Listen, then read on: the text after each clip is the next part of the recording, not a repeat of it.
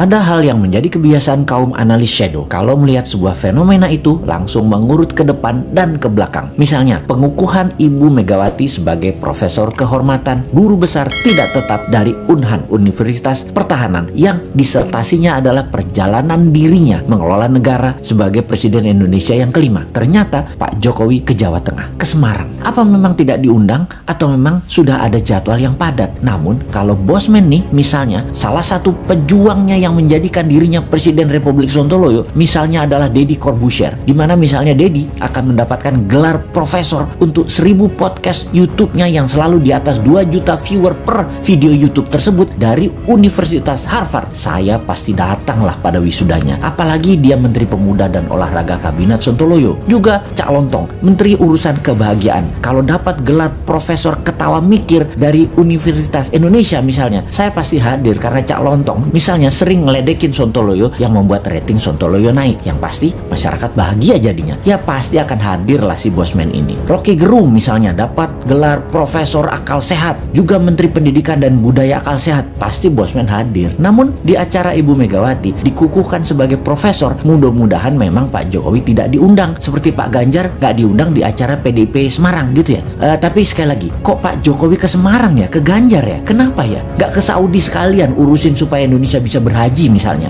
Gini nih yang bikin repot kalau menganalisa geopolitik dalam negeri. Banyak selamuran data alias data yang benar dan yang tidak benar, nggak tahu bedanya karena diselamurkan oleh tim siluman yang namanya buzzer. Kita lanjut bertanya, apa ini kode bahwa PDIP punya arah hanya Mbak Puan 2024, di mana PDIP tidak ingin jabatan presiden 3 kali tetapi istana pengen 3 kali, atau kalau 2 kali kalau bisa Ganjar dan Gibran calonnya? Begitu ya, beda arah ini kayaknya istana dengan PDIP. Oke, paling aman gini nih, bikin 3 kali, Pak Jokowi presiden, Mbak Puan wakilnya. Wes, top markotop iki, menang pasti. Bagaimana dengan komentar ini? Bosman komisaris apa bos? Tapi sudahlah, bukan urusan kita juga ya, masih lama 2024 itu. Corona masih berkuasa saat ini. Lebih baik kita pertanyakan kok belum pasang war mood untuk virus corona dan mutasi-mutasinya tersebut. Masih pandemik pendekatannya, bukan war approach yang secara penanganannya kalau war approach yang dipakai beda banget dengan pendekatan pandemik. Mudah-mudahan paham dengan apa beda war approach dan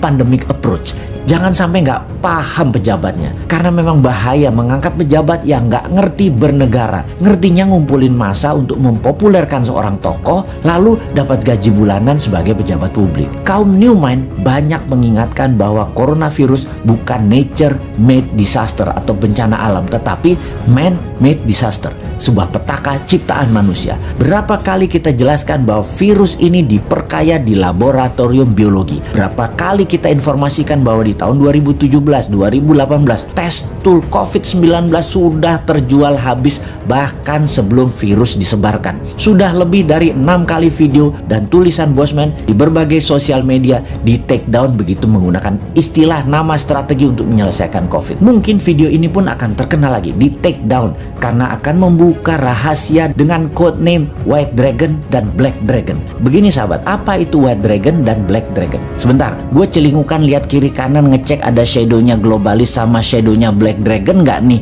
di WC jongkok gue yang lagi mengupdate status.